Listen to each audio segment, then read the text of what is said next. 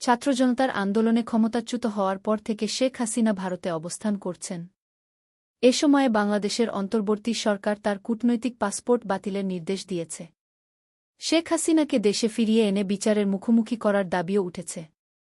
আনন্দবাজারের প্রতিবেদনে বলা হয়েছে, শেখ হাসিনাকে ফেরত দেওয়ার বিষয়ে 2013 সালের প্রত্যর্পণ চুক্তির কোনো প্রভাব রয়েছে বলে ভারতের পররাষ্ট্র মন্ত্রণালয় মনে করছে না।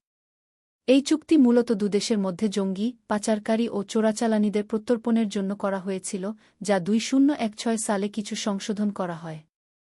চুক্তির একটি ধারা অনুযায়ী, কোনো দেশ যদি মনে করে প্রত্যর্পণ রাজনৈতিক উদ্দেশ্যে দাবি করা হচ্ছে, তবে তারা এই দাবি মানতে বাধ্য নয়।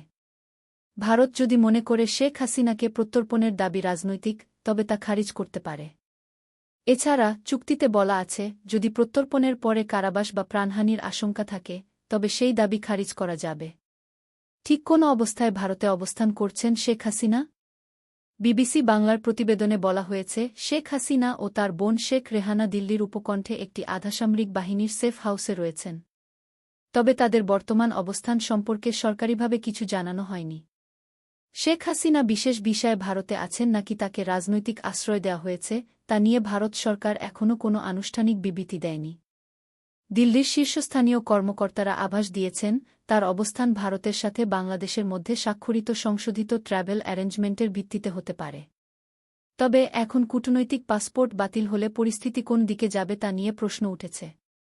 দিল্লির একজন শীর্ষস্থানীয় কর্মকর্তা এ বিষয়ে বলেছেন, এমন পরিস্থিতিতে প্ল্যান বি বা প্ল্যান সি প্রস্তুত থাকে, এখানে সেটাই হতে পারে।